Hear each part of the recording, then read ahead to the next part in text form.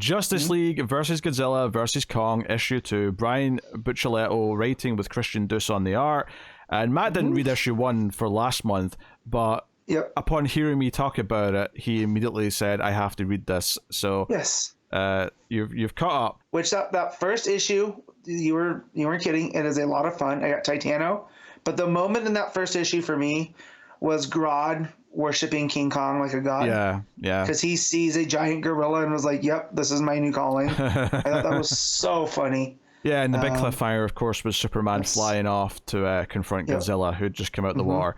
I think the thing that stuck out to me about this issue, before we get into what happens in it, is that it feels like it's more or less present-day DCU, except for the fact that Superman was proposing to Lois, because Damian's Robin, I think Batgirl's in her current Batgirl outfit. Like, it felt like everything feels more or less present-day. It's just the fact that Superman and Lois are just at the proposal stage of their relationship instead of further along. So, which is kind of weird, because it means we have Damian, but John's not even sniffing reality yet. Although, I suppose in a way that's how it started, because Damian existed and John didn't happen till, much later. Yeah, so just interesting. I guess we're at a point now where a lot of the present-day DC stuff can just be put into an out-of-continuity story, whereas I feel like for a long time, if something was out of continuity, it was probably going to be the more classic stuff that was going to be there to represent the DCU. It'd be the Silver Age versions of things. Whereas now it's kind of a weird mix where there's a lot of modern stuff, because a lot of the writers now that are writing have an affinity for a lot of the modern trappings of DC. So Brian Buccellato went onto Twitter today to kind of address some of this stuff, because some people are very upset with the way some things in this issue, and we'll get there, played out. Okay. But he pointed out this is out of continuity, and there's no canon in dealing with King Kong Godzilla in the Justice League. So he can kind of make stuff up as he goes. So each thing is just the way that he wants to tell the story, because it being out of continuity means kind of... And for the record, I am okay with the Justice League versus Godzilla versus Kong story being an out-of-continuity version. 100%. But there's some people that got very, very worked by what happened in this issue, and I want to tell them it's King Kong versus Godzilla versus Justice League. It's issue 2. That's another thing he said. He goes, people are getting really, really upset over... this is part 2 out of 7. I don't even know what they're getting upset about. We'll get to it, I suppose. But I don't remember there being controversial moments in this. No, because we have half a brain, Pete. Okay. Well, Superman goes to confront Godzilla, tries talking to him. And Godzilla just kind of his mouth lights up, and Superman's like, oh well, I guess I'll take that as not going to cooperate. So Superman punches Godzilla, which is a glorious 2-page layout. Wonderful stuff. But then Godzilla tail whips Superman, and Superman goes flying through multiple buildings before before landing in one and being like, sorry guys, we've got insurance for this. Someone's very upset about his photocopier. And some of the Justice League are on their way to help. Supergirl, Wonder Woman, Green Arrow, Green Lantern, and Hawkgirl are on their way. But as they're on their way, they get reports that this isn't the only monster. There's a big mammoth-style monster at Themyscira. There's a big spidery one in, where was that? That was Central City. And there's a big bat-like creature, of course, in Gotham.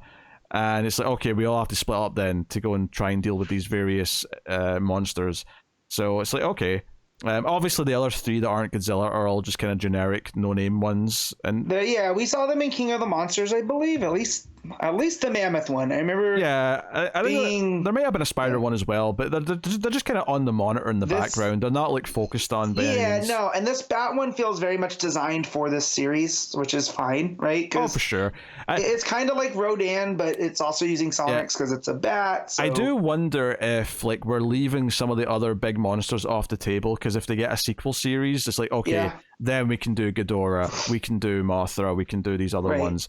For now, we're just going to stick to some red shirt villains, basically. Yeah. Plus, they're kind of the Mudos, right? And the scroll crawlers. Yeah. Along those lines. The crappy generic ones, yeah. So Batman and his team are in Gotham, and they're on pursuit. So is Black Canary, which turns out to be fortuitous, because Sonic's it turns out amplifying her sonic ability later is what brings this monster down. So Batman and Black Canary, and I think just Cyborg's the only kind of superpowered dude there. take down a kaiju on their own. So Batman don't need no help from Superman and other Justice League members. No, but it also helps though that he had a Sonic person in Gotham at the time. It does, yeah. I mean, there are some. You know what I mean? And he's able to use with because he also noticed that Cyborg Sonics, right, seem to affect it. Yes. So yeah. Well, here's the thing. So one of the things that I really liked issue 1 for was the way it sort of used like little bits of like continuity or like character traits to kind of fit in nicely with this new lore, and that was stuff like Grodd reacting to Kong, or Toyman like using this like magic stone to wish all the monsters into the main universe. Yeah. Here they do another smart thing where Wonder Woman's flying to Themyscira with Oliver, and they notice Skull Island. They don't know what that is called that, but they notice Skull Island's in the water. It's like, hey, that island's not meant to be there. And Green Arrow's like, hey, land me and I'll investigate the island while you go and deal with the monster in Themyscira.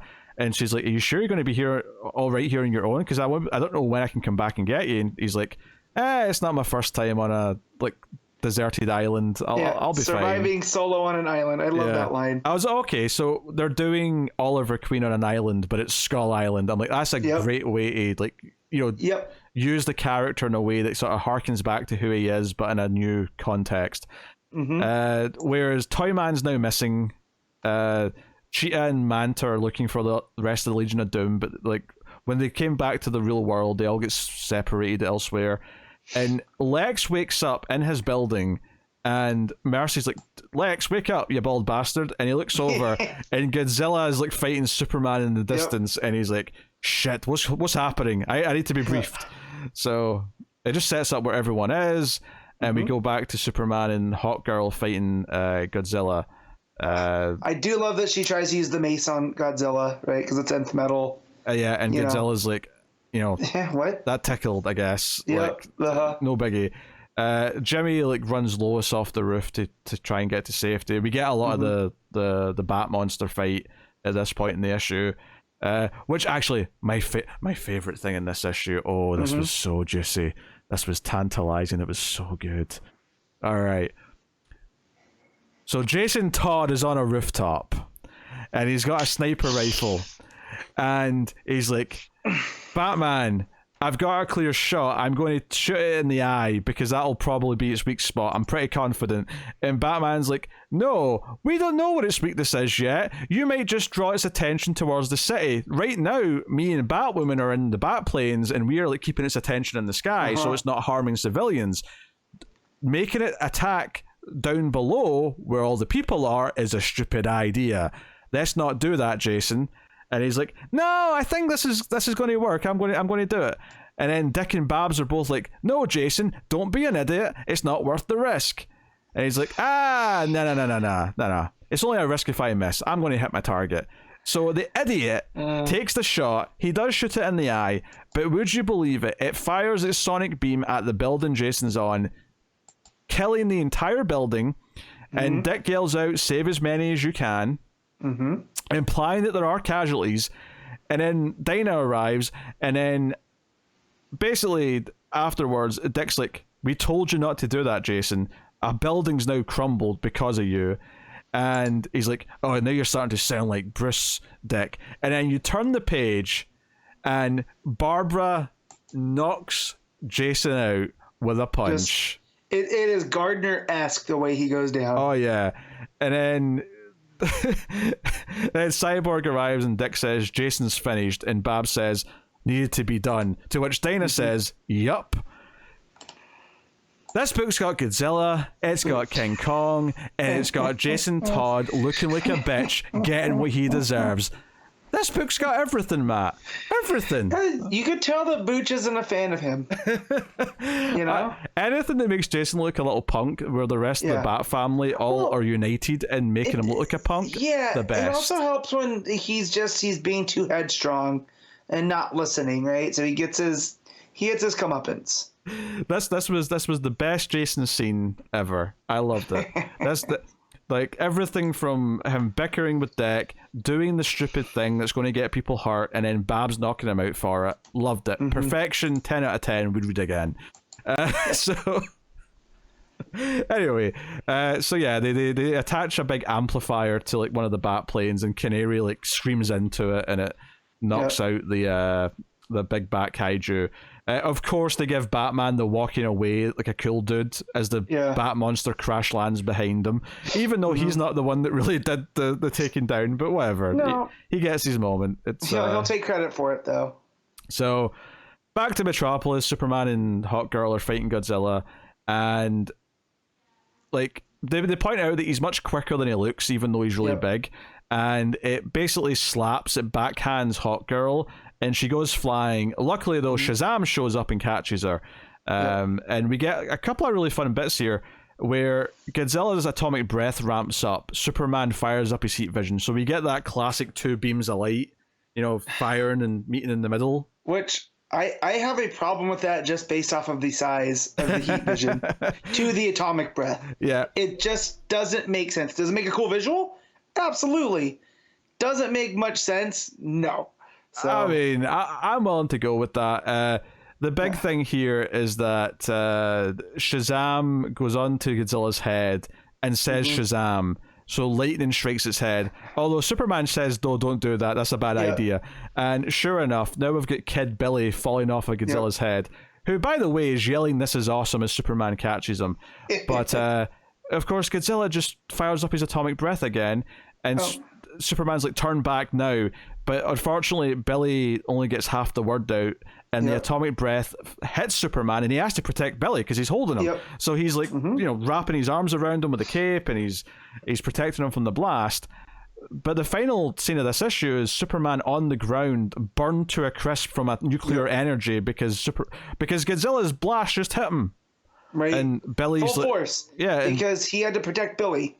So Billy's just like, Superman, you gotta wake up, So I do love that we're not going to make Godzilla look weak by saying that he's ineffective against Superman. I think the full force of the atomic breath should put him down. Not kill him, obviously, but it should... No, but it's going to knock him out for a minute, and this is what I read people having problems with. A lot of Superman fans thinking, like, Superman can just fly through an atomic storm and it's not going to affect him. And it's like, well no, it's Godzilla's atomic breath. It should. Yeah, it's concentrated. It's a weaponized blast of atomic energy. And so they were very upset that Superman went down like a quote punk, like he's Jason Todd. No. When in reality, it's like, well, no, this is what should happen. And B, it's not like Superman just flew into it to punch Godzilla in the back of the throat to make him stop. He was saving Billy. Yeah. He was doing something very Superman. Yeah. So my key points in this, one, is that if this had no effect on Superman or very little effect, it would make Godzilla less of a threat to all the Justice League. So it would nullify like some of the story. And two, this is the consequence for Billy not listening to him. Billy said Shazam when he was on his head, and this led to him needing to be saved, which led to this. So that this was consequences for Billy's actions. Yes. But unlike Jason, where you're like, no, you're being an idiot. One, Billy's a kid, so he's allowed to be a bit of an idiot. Right. And two, it does feel like he's learned a very quick lesson here because he's like, he looks very concerned when Superman won't wake up here at the end. So lessons have been learned. This is just storytelling. I think it's stupid to be annoyed by this. This makes sense to me. Me too. And that's why I said, because we have half a brain. So there are just some people out there, as much as I love Superman, right? There's very much people out there that because Batman's Superman, and they'll do because Superman. And that doesn't help any of the story as much as because Batman doesn't.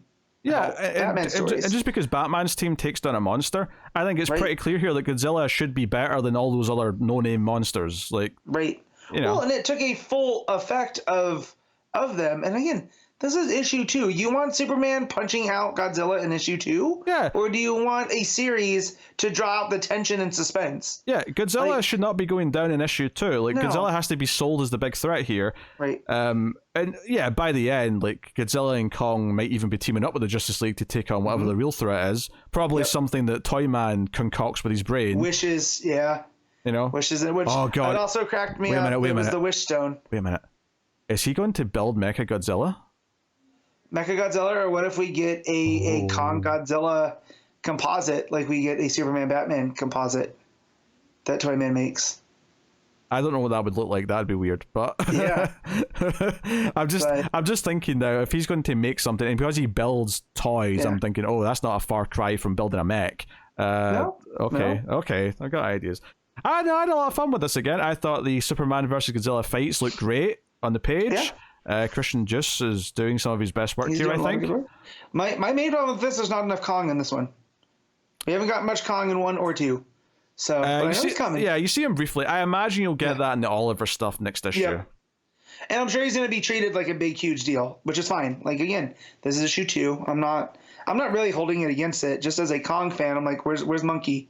Where's the big monkey? You didn't even get Godzilla in the first issue really until the end. You know, I mean, I know they showed you a little bit of it at the start, just so you whet your appetite a bit. But again, it's not a real critique. It's just my dumb brain wanting to see big monster. They set up in this issue that there's a monster in Central City in Themyscira, and we don't see either of those fights. I'm assuming we're going to see those next issue. We're going to see how the Flash deals with one of these things. We're going to see how Wonder Woman deals with one of these things. So, do we think that Kong's going to have his axe, or do we think that's not?